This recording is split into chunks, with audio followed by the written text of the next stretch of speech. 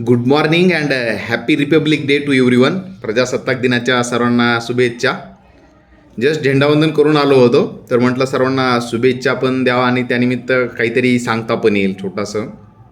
तर एक माइंडसेटबद्दल सांगायचं होतं. माझाच एक्सपिरियन्स होता, मीच हे केला होता. आता जस्ट एक म्हणजे आता OICLची एक्झाम दिली बघा मी, OICL AO प्रिलिम्स. तर छान अटेम्प्ट झाले, 90 अटेम्प्ट झाले, म्हणजे कॉम्बो 60 आणि इंग्लिश 30, म्हणजे त्याच अराउंडात. पेपर पण इझी होता. माइंडसेटबद्दल सांगायचं म्हणजे माझी काही, मी नेहमी सांगत असतो की प्रॅक्टिस वगैरे नेहमी करतच असली पाहिजे. डेली 1-2 मॉक प्रिलिम्सच्या फुल लेंथ पाहिजेच वगैरे हे ते.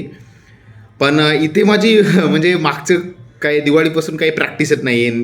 इव्हन मॉक काय, इव्हन सिंगल एक क्वेश्चन पण नाही. निवडण्याची मेन्स झाल्यापासून एक क्वेश्चन पण प्रॅक्टिस नाही केलेला. पण इथे म्हणजे माझा फ्री माइंडसेट होता. इथे म्हणजे मी एक फॉर्म भरला, परीक्षेला वगैरे गेलो आणि जस्ट एक्झाम दिली. पण माझी जी काय अल्टिमेट परफेक्शन होतं त्या बेसिसवर चांगला एक्झाम वगैरे केला.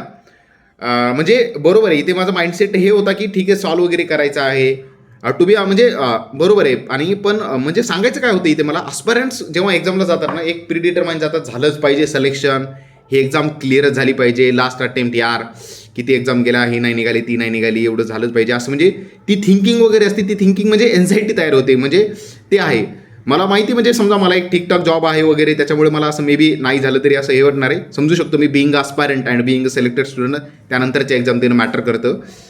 पण ते खूप गरजेचं आहे की म्हणजे ती फिलिंग मला असं वाटते, मला पण यायची ती फिलिंग. पण ती जितकी जास्त फिलिंग येईल ना, तुम्ही जितकं जास्त विचार कराल यार एक्झाम नाही क्लिअर होतंय, नाही क्लिअर होतंय, ती त्याच्यापेक्षा उद्या जास्तच वाढणार आहे ती फिलिंग. त्याच्यामुळं की त्याच्याबद्दल आपल्या म्हणजे ते आपलं जे काही काम आहे त्याच्यावर काम करणं खूप गरजेचं आहे. आपल्या डेली कन्सिस्टन्सी, डेली अभ्यास करणं. तुम्ही म्हणजे बरोबर आहे, बिईंग अस्पायरंट मी समजू शकतो, पण तसं नाही व्हायला पाहिजे. म्हणजे तेच की तेवढंच सांगायचं होतं की ते माइंडसेट खूप गरजेचं आहे. तुम्ही असा विचार करणं, जायचं आहे एक्झामला सॉल्व करायचे, तुम्ही रफ फ्री माइंडने जेवढं जाल तेवढं हे खूप गरजेचं आहे. कारण तुमचा अभ्यास जरी कमी असेल, अभ्यास जरी कमी असेल तरी होऊ शकतं, पण तुमचं प्रॉपर एक्झिक्युशन खूप होणं गरजेचं आहे. त्याच्यामुळे तुम्ही पण बघू शकता, तर एखादा सिलेक्टेड कॅन्डिडेट्स आहे त्याच्या मल्टिपल एक्झाम्स का निघतात, का त्याचा प्रॉपर माइंडसेट आहे. नाही तर नाही, इट्स ओके, आहे आपल्याला जॉब. तसं म्हणजे एखाद्याला जॉबलेस स्टुडंट्सला नसतो तसा, म्हणजे नाही बाबा तसा माइंडसेट की जॉब नाही मग आम्हाला काय कारणच आहे. पण तुम्ही ते फिलिंग कमी करू शकता की इट्स ओके, मला चांगलं इम्प्लिमेंट करायचं आहे, ते विचार नाही करायचे की झालंच पाहिजे वगैरे हे ते. तर एवढं मला असं वाटलं, म्हणजे मी एक्सपिरियन्स केलं होतं माझ्या जर्नीमध्ये, म्हणून आता एक जस्ट सांगावं म्हटलं.